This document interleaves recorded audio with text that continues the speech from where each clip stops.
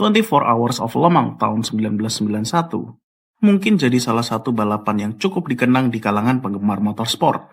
Pasalnya, di musim tersebut ada pabrikan mobil asal Jepang yang memenangkan balapan yang digadang-gadang jadi salah satu yang tersulit di dunia. Namun, kemenangan itu seringkali diromantisasi karena pada saat itu mobil yang menjadi pemenang adalah Mazda 787B. Mobil balap grup C asal pabrikan Jepang yang bermesin Wankel atau rotary.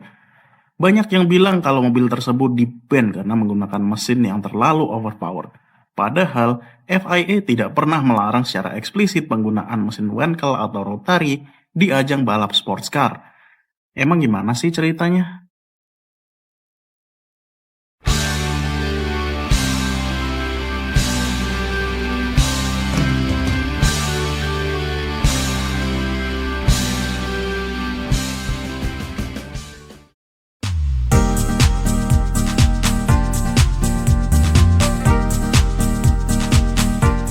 Grup C adalah kelas mobil balap prototipe yang dikenalkan pada pertengahan dekade 1970-an. Inti dari regulasi ini adalah mobil hanya boleh memiliki bobot minimum 800 kg dan harus memiliki kapasitas tangki maksimum 100 liter. Dalam regulasi grup C, pit stop pengisian bahan bakar mobil dalam satu balapan dibatasi yaitu 5 kali pengisian setiap 1000 km dengan harapan pabrikan dapat berinovasi dalam pengembangan mesin.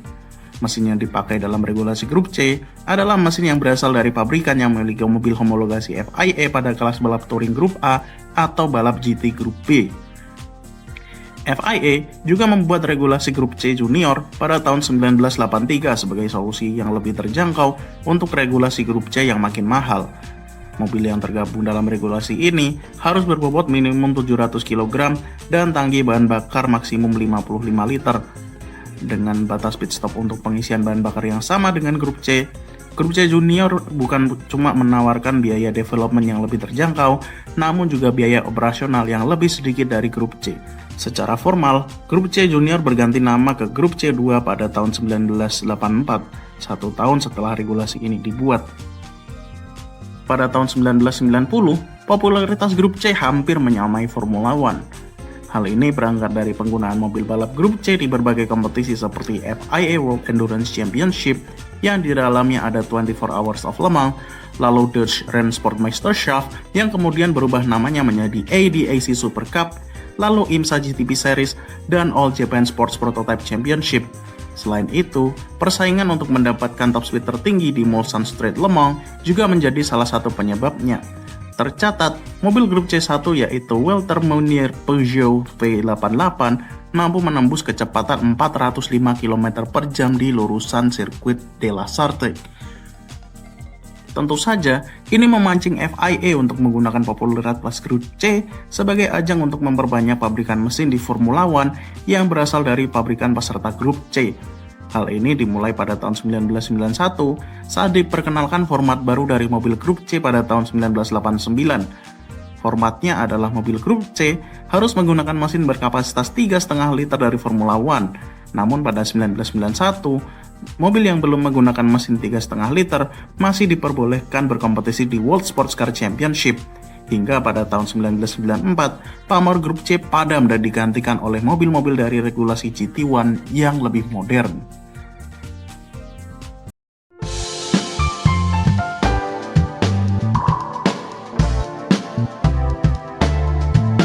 Mazda 787B adalah mobil balap prototipe yang dibangun oleh Mazda untuk mengikuti regulasi grup C dari Fédération Internationale de l'Automobile atau FIA dan regulasi GTP atau Grand Touring Prototype dari International Motorsport Association atau IMSA. Dengan ini, Mazda 787B valid untuk mengikuti World Sports Car Championship yang merupakan kasta tertinggi dari ajang balap sports car di masa itu. Mazda 787B dikembangkan dari mobil basis Mazda 787, nggak pakai B, yang di-upgrade dari sisi performa dan reliability. Mobil ini ditenagai mesin Wankel atau rotary 4 rotor dengan kapasitas 2,6 liter berkode R26B yang mampu memuntahkan tenaga maksimum sebesar 900 horsepower pada putaran mesin 10.000 rpm dan menyalurkan tenaganya melalui transmisi 5 percepatan buatan Porsche. Mazda 787 tanpa B dikembangkan untuk balapan mulai tahun 1990, sementara Mazda 787B balapan pada tahun 1991. Total ada 5 mobil Mazda 787 yang digunakan oleh Mazda untuk balapan dengan 2 unit Mazda 787 tanpa B dan 3 unit Mazda 787B.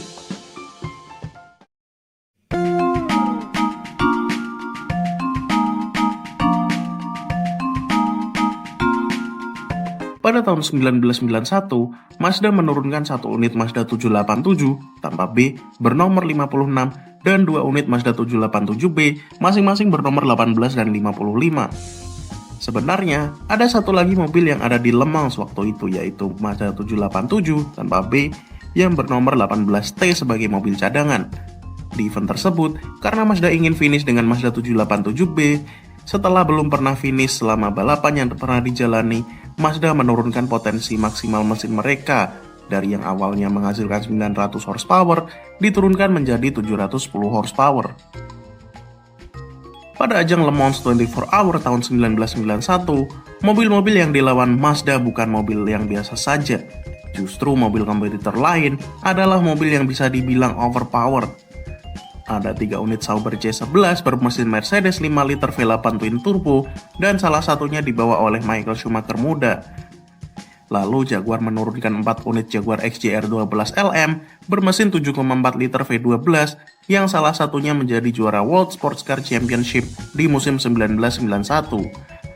Ada juga Porsche yang turun dengan 13 unit Porsche 962C yang dioperasikan oleh 4 tim berbeda, serta ada Porsche 962C K6 yang dibangun dan dioperasikan oleh Kremer. Ada lagi Lancia yang mana ini adalah musim terakhir mereka dan mereka memboyong Lancia LC2 bermesin 3 liter V8 dari Ferrari. Yang terakhir ada tim Courage yang menurunkan Cougar J26S yang memakai mesin yang sama dengan Porsche 962C. Semua mobil yang telah disebutkan masuk ke grup C kategori 2 di mana mesinnya digunakan masih bebas karena belum 100% diwajibkan menggunakan mesin baru. Sementara itu di kategori 1, mobil grup C sudah diwajibkan menggunakan mesin berkapasitas 3,5 liter seperti di Formula One. Peserta yang turun di kategori 1 diantaranya ada 2 unit Peugeot 905 yang menggunakan mesin Peugeot V10. Lalu ada Spice yang turun dengan 3 unit Spice SE90C dan 4 unit sasis Spice SE89C dengan mesin Cosworth DFR V8.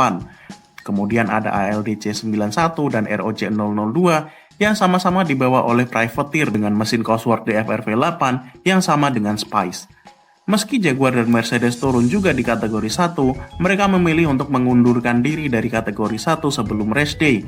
Kemungkinan hal tersebut dilakukan oleh Jaguar dan Mercedes karena mereka ingin menguji mobil mereka di regulasi baru dan mereka tidak ingin turun di regulasi baru secara prematur.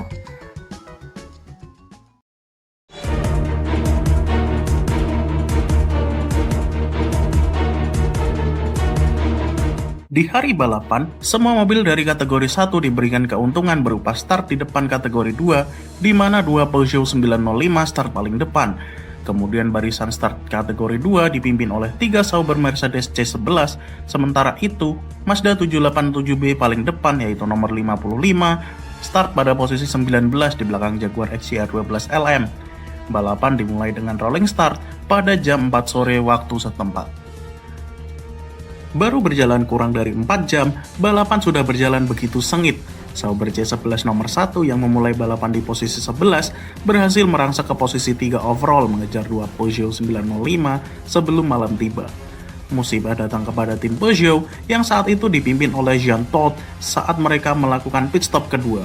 Peugeot 905 bernomor 6 mengalami masalah ignition dan fuel pressure dan hal tersebut diperparah dengan menyerahnya mesin nomor 5 bahkan sebelum malam tiba. Hal ini membuat pimpinan balapan berpindah ke Sauber Mercedes yang bahkan sempat memimpin di posisi 1, 2, dan 3. Meskipun dengan mesin 7,4 liter yang bertenaga, namun berat total mobil membuat Jaguar terpaksa menurunkan kecepatan karena konsumsi bahan bakar Jaguar XJR 12 LM sangat-sangat boros. Hingga menjelang malam, 2 Mercedes yaitu nomor 32 dan nomor 1 tetap memimpin, sementara nomor 31 tercacar di posisi 9. diikuti dengan Porsche nomor 17, Jaguar nomor 33, dan Mazda nomor 55 di posisi kelima. Saat malam tiba, Mercedes nomor 31 tampil bak kesetanan dengan berhasil mengambil posisi ketiga dan berhasil mencatatkan waktu tercepat pada balapan itu, yaitu 3 menit 35,5 detik. Beberapa mobil di posisi belakang banyak yang mengalami masalah, bahkan Peugeot nomor 6 mengalami kerusakan kopel transmisi dan membuat mereka harus mengakhiri balapan tanpa finish satupun. Pada tengah malam, Mercedes nomor 32 harus mengalami perbaikan karena melindas serpian mobil balap lain dan membuat pit stop berjalan lama untuk memperbaiki kerusakan yang ditimbulkan. Jaguar nomor 33 juga mengalami kerusakan hingga membuat mesin sempat mati, namun dapat kembali ke pit untuk melakukan perbaikan. Pada saat itu, pimpinan balapan yaitu Mercedes nomor 1 bisa memimpin 1 putaran penuh di atas mobil dari posisi kedua dan memimpin 3 putaran penuh dari Mazda dan Jaguar di posisi ketiga dan keempat. Namun pada dini hari, Mercedes nomor 32 harus menepi karena stuck di gigi 4 dan mereka harus turun di posisi ke-9. Ketika fajar menyingsing, Mercedes nomor 1 masih memimpin balapan, disusul dengan Mazda dan Jaguar yang masih adu mekanik untuk memperebutkan tempat kedua. Posisi tersebut bertahan hingga menjelang tengah hari dengan Mazda yang berhasil menjauh dari Jaguar untuk posisi kedua dengan selisih hampir 1 putaran penuh. Namun, pada jam 12.50 siang, Alain Verte menerima panggilan dari pitbox karena overheat. Penonton mulai bersorak saat Mazda mulai memimpin balapan pada jam 1.05 siang. Meski sempat kembali ke trek, Mercedes nomor 1 hanya berhasil bertahan 1 putaran saja sebelum akhirnya kembali ke pit. Keunggulan Mercedes selama 17 jam harus runtuh karena belt water pump untuk mendinginkan mesin seharga $1 terlepas. Itu menjadi $1 yang sangat mahal bagi Sauber Mercedes, karena dengan $1 itu cukup untuk membuat mereka gagal meraih kemenangan di Le Mans tahun 1991. Hingga jam 2 siang, Mazda mengganti driver dari Volker Wilder ke Johnny Herbert yang sudah kelelahan. Namun di balik kelelahan itu, pengorbanan Johnny Herbert tidak sia-sia. Meski ada 3 Jaguar yang mengekor di belakang, namun keunggulan bobot mobil dari Mazda yang bisa dibilang cukup ringan dan bobot mobil Jaguar yang cukup berat menyebabkan trio Jaguar tidak bisa mengejar Mazda 787B yang dikemudikan Herbert dalam kondisi yang mengalami kelelahan hebat. Hingga akhirnya, jam 4 sore waktu setempat, checkered flag dikibarkan dan dengan itu, Mazda berhasil memenangkan Le Mans 24 Hours secara heroik.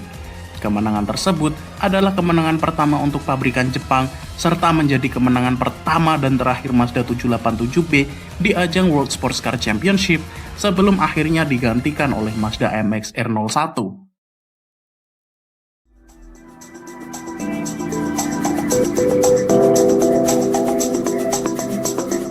Kemenangan Mazda yang heroik di Le Mans bagi sebagian orang terasa istimewa karena menjadikannya sebagai kemenangan pertama pabrikan Jepang di Le Mans 24 Hour. Setelah itu, nama Mazda dan mesin Wankel makin dielu-elukan karena pada saat itu, Mazda datang sebagai pembeda setelah dominasi pabrikan Eropa seperti Porsche dan Jaguar di ajang balap sports car pada era Grup C. Bagi penggemar motorsport, kemenangan Mazda itu jadi salah satu kisah heroik dan menarik untuk dilirik kembali secara teknis dan non-teknis. Namun, ada yang mengganjal di tiap diskusinya. Hal ini dikarenakan banyak fans yang menganggap bahwa Mazda 787B dan mesin Wankel dilarang digunakan kembali di balapan sports car pada waktu itu karena dianggap terlalu overpower, dan mitos tersebut dipercaya hingga sekarang. Padahal, fakta di lapangan malah memaparkan secara gamblang di mana Mazda 787B merupakan anomali yang mungkin 1 abad sekali belum tentu terjadi.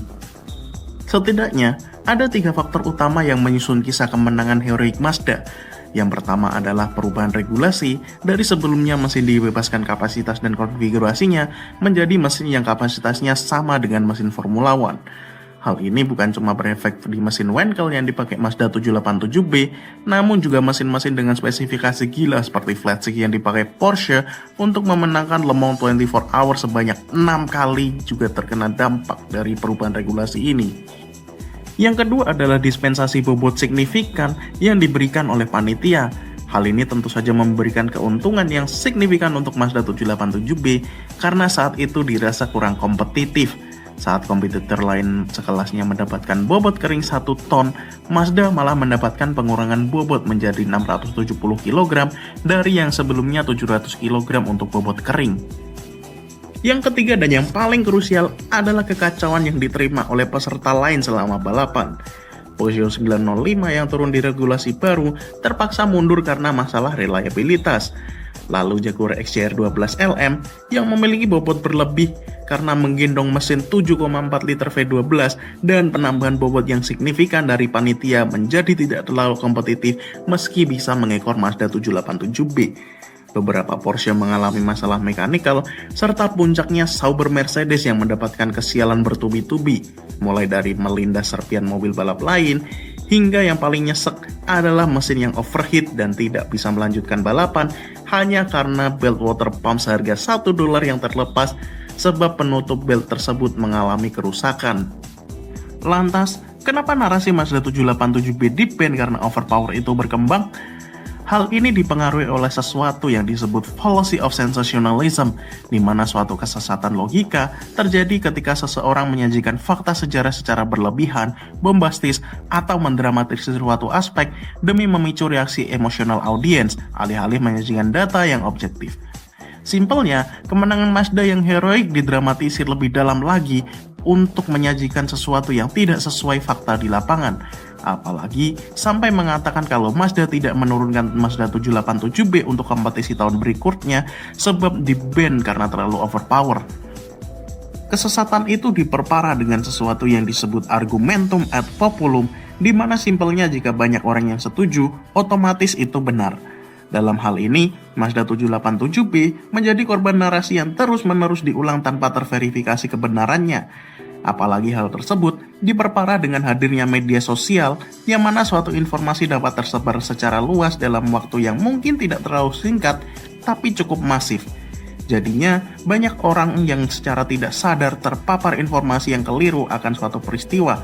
Apalagi yang menyebarkan informasi tersebut adalah akun influencer yang memiliki banyak pengikut.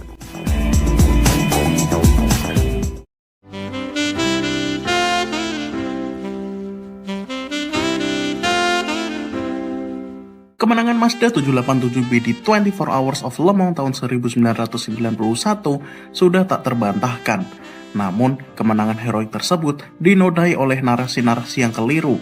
Oleh karena itu, penting bagi kita untuk menyaring dan memilah informasi agar kita tidak terpengaruh oleh kebenaran semu yang diciptakan oleh orang-orang minim kompetensi yang tidak bertanggung jawab. Terima kasih sudah menonton video ini. Kalau ada kritik, saran, dan koreksi bisa sampaikan di kolom komentar.